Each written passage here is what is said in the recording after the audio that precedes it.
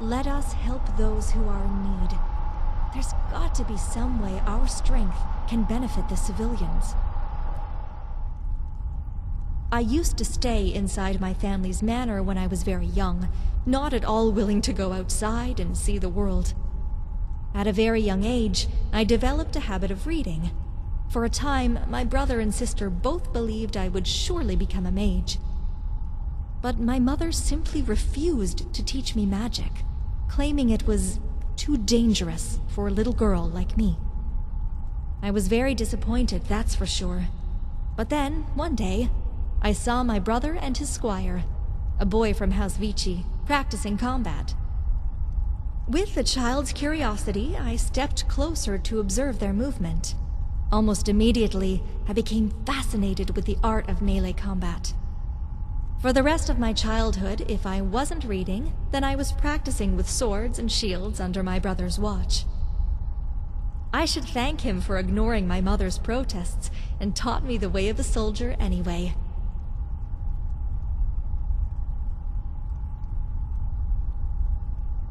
My brother, Matthias, was as renowned a swordsman as my father was in his youth. He followed Prince Julius to fight the Argonians near our borders when I was still a baby. The story may be exaggerated, but from what I've heard, he killed 12 Argonians in a row without even a scratch on his armor. Judging from what I've seen in his movements, I'd say that wouldn't be that far from the truth. Though I guess that's nothing, if you compare that to Julius slaughtering 100 Argonians alone with his magic. A truly terrifying character. I became too occupied by learning the art of swords and the lectures about philosophy and history. Perhaps I could have, after I became old enough and my mother offered to teach me. But at that time, I'd rather perfect my skill in swords. After all, if I have to learn something, I should master that art. My attentions couldn't be diverged, or my effort would be meaningless, right? Though, I guess, now that I'm a good enough soldier, perhaps you can teach me a spell or two, for the fun of it. I have spent a few years adventuring in Cyrodiil, after I learned everything my brother would teach me. I traveled around the Imperial Province, killing goblins and bandits, venturing ancient forts and Ayleid ruins to learn practical combat skills. Truth is, I left my family's manor without telling my mother. I knew she wouldn't allow me anyway, so I saved her the effort of yelling at me. My brother Matthias and my sister Cassandra, on the other hand, were both fully aware of that. I knew Cassandra would manage to persuade Mama. So, I guess in the end, I saved Mother from yelling at me so that she could sore her throat by screaming at Cassandra, to put it colorfully. There was one, actually. My brother insisted that I take a mage from the Legion so that she could protect me. But in the end, it was more of the reverse. I've saved her so many times that she needed me more than I needed her. But it was from this Legionnaire mage that I learned what it means to be fighting for a cause, in a team bound by comradeship and honor. She became my teacher, and my reason to join the Legion. Looking back, I dare say that was exactly what Matthias had been planning all along, though he never admitted it. I do. While other noble girls stayed at home dreaming about their white knights, I found joy in the stories of the past. And given how the events of the Fourth Era led to the rise of my family, it's hard not to be interested. Part of my duties as the third child of the Salvian family.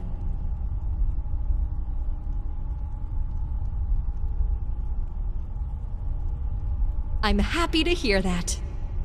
Take this book from me. It's the timeline of the Fourth Era. When you have questions, ask. I should be able to answer. You can take these books from me. They describe my father's early life. But I'll be glad to answer any question about him. He is my father, after all.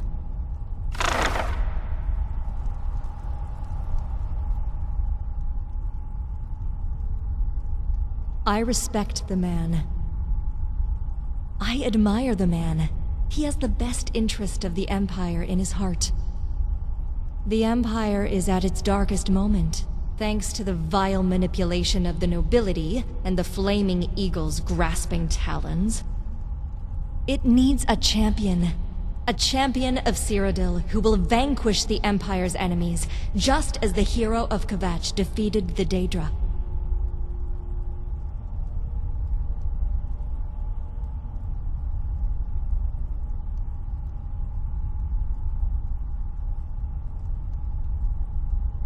Well,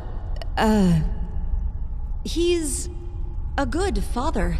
He gave me the best education, most talented tutor, and a life of luxury matching that of a princess.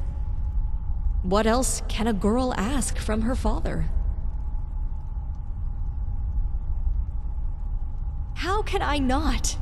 You dare to dishonor me by saying I don't know the man who raised me?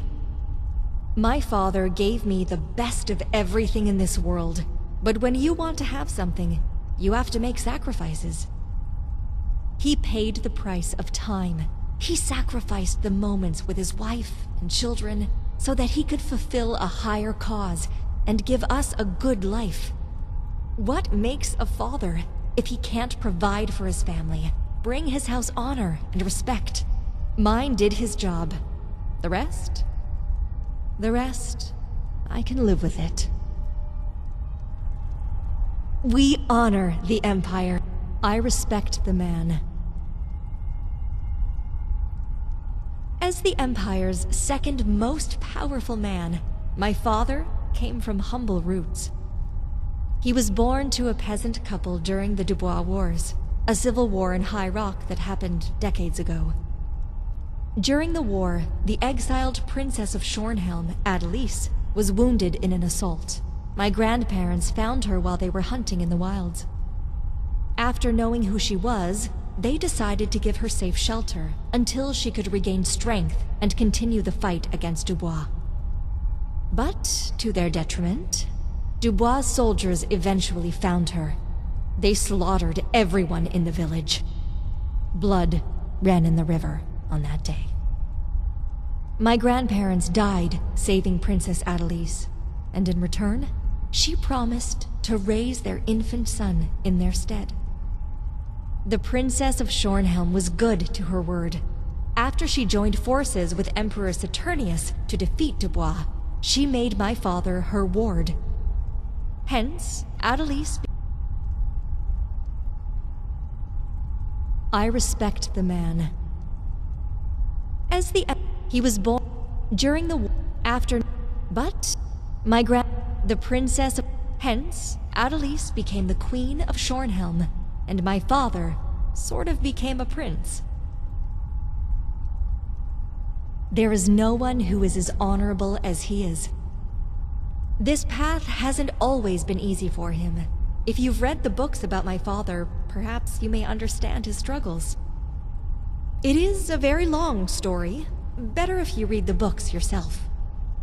But if you're a bit more specific, I can entertain. He was named Champion of Cyrodiil after he crushed the Aurelius Rebellion. But before that, he had already contributed tremendously to the Empire. The Blanchett Rebellion, Titus II's succession to the Ruby Throne, and of course, there's the Great War.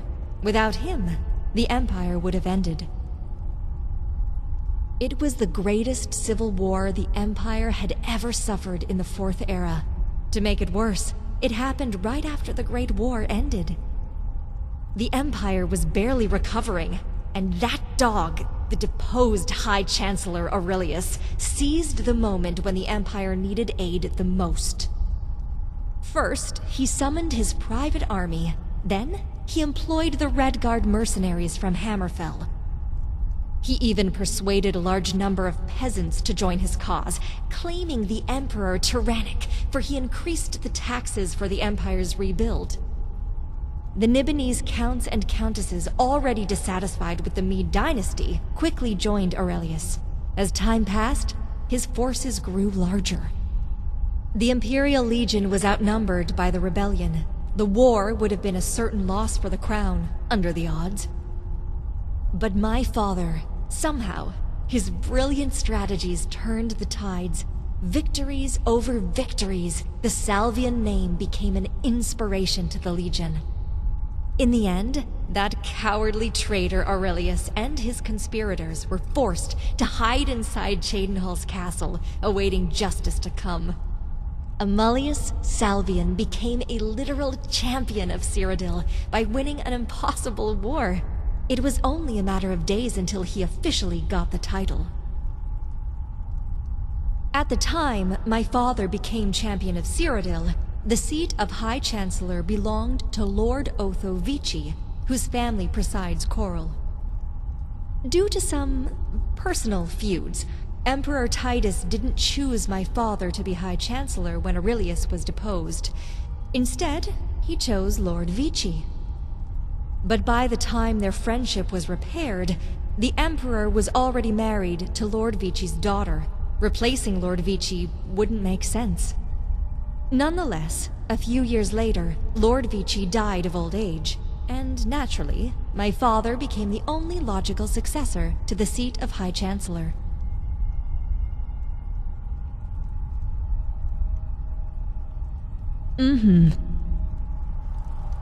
What is your plan? Of course.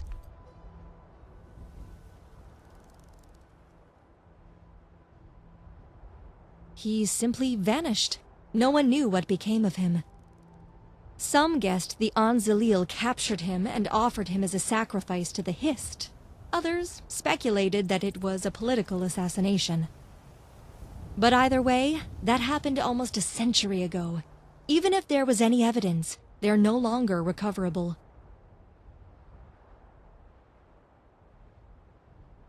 I'm not amazed by something that haunts everyone in their dream.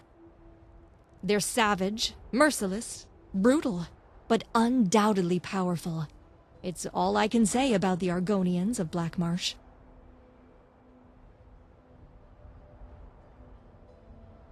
You think the Empire did nothing?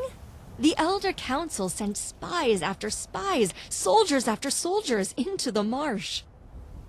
They never returned, and it has horrified the Elder Council. I don't mean to sound sarcastic, but it would probably have been brighter if Emperor Aurelius was really assassinated by a political rival. But even so, you and I know the spies and soldiers didn't simply get lost in the marshes. No, I don't. It's an event of the past, and the Empire did just fine without Emperor Aurelius I's reign of folly. One Aurelius in the Empire's history is more than enough. We don't need two.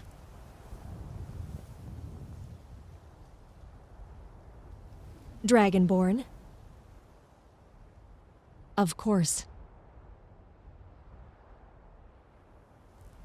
They are a dead house, that's for sure. But before that, the Dubois had always been loyal to the Emperor. They were even the first Breton noble house to support Titus Mede I's claim. Even the traitor himself was a friend of Emperor Saturnius, or at least he posed to be one. I guess House Dubois, just like the other Breton nobles, were excellent deceivers who exploit friendship for their agenda. Of course.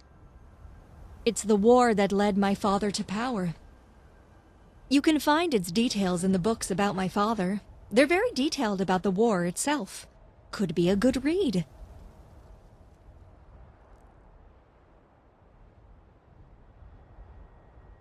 Of course. They've never truly recognized House Mede as the legitimate successor of the Septim dynasty since the start. Emperor Titus I managed to buy their support, but they have no faith nor honor. Within 2 generations' time, the Nibonese were already rebellious. But they were insidious with their treachery. They waited and planned for a day when they can usurp the empire from the Medes. After a dozen decades, they finally had the chance when Aurelius rose to fight the emperor. The Nibonese counts were quick to join Aurelius's rebellion. They joined their assets and forces, attempting to dethrone Emperor Titus II. But the Nibonese, as treacherous, selfish, and deceitful as they are, were just as quick to betray their own cause when they see only defeat. The Count of Leeuwin, Matthias, saw which side the gods favored. He knew only doom lay ahead of the rebellion. So, he joined my father instead. Standing as one, the Imperial Legion and Leeuwin's army. What's wrong with killing people if it means vanquishing the evil that threatens my family and nation? Aurelius, the Nibonese lords, the Thalmor, they were all enemies of the Empire. Honor demands that I fight them. My father has already quelled the evil of the rebellion. Now there's an eagle waiting to be slain by heroes like you and I. Matthias of Leeuwin helped the Legion defeat the rebellion, so he was pardoned by the Emperor. The others got what they deserved. The clever ones who stayed put were spared death and became peasants. The rest got a traitor's punishment and were replaced by nobles truly loyal to the Ruby Throne. If you ask me, that was the Aurelius Rebellion's only merit.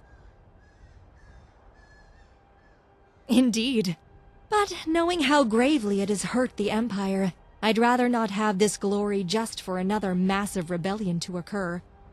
Besides, there will be no shortage of honor when the eagle arrives. No, I did not mean that. The Nibonese people were victims of the rebellion too. They had nothing to do with their lord's treachery. Don't misunderstand me.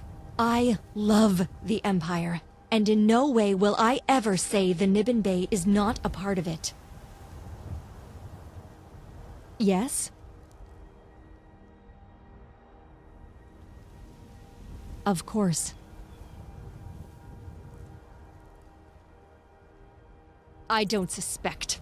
I know who murdered High Chancellor Okado. The Thalmor knew Okado would bring the Empire's wrath upon them and crush their uprising, so they killed him before justice could be delivered. Who else would have wanted his death? He was the only one protecting the Empire, pulling it together so that it wouldn't fall into pieces. Only a true enemy of the Empire would kill an honorable man such as Okado. Of course. After their defeat in the First Era, the Slodes were no longer the threat they were, but as a race, they endured. But this changed after they brought their last plague on the Somerset Isle. The Archons of the Thalmor were quick to react. Before the plague could spread and kill thousands, they found its source in Auradon. They tormented the Slode sorcerer, used evil, inhumane magic to devastate his mind, just for him to tell the Thalmor the secrets of Thras. A grave treatment, even to a Slode plague-bringer. No one deserves the Thalmor. I know the Slodes are vile creatures, but even so, they could have just killed him without the torments. Though it doesn't matter now.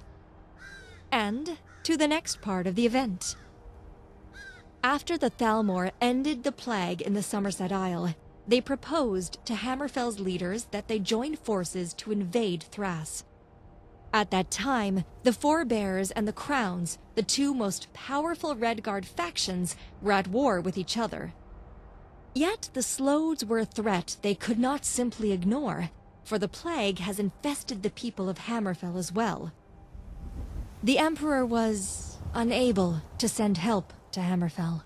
Emperor Saturnius's attention was divided by the separatism of the Nibin Bay. Of them indeed. But if the Thalmor allowed the plague to spread in Hammerfell, all of Tamriel would have suffered, including the Dominion. The Eagle never does one thing without aiming for 3 objectives. In saving Hammerfell, it saves itself. The hatred is recent. Back when Hammerfell suffered from the Slode threat, The Red Guards merely distrusted the Thalmor, but there was no bad blood. And, considering the Red Guards didn't understand slowed magic as well as the Thalmor did, it was logical of them to join forces with the Dominion.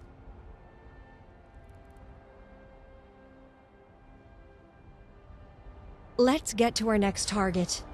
What do you wish of me? Of course. Let's move.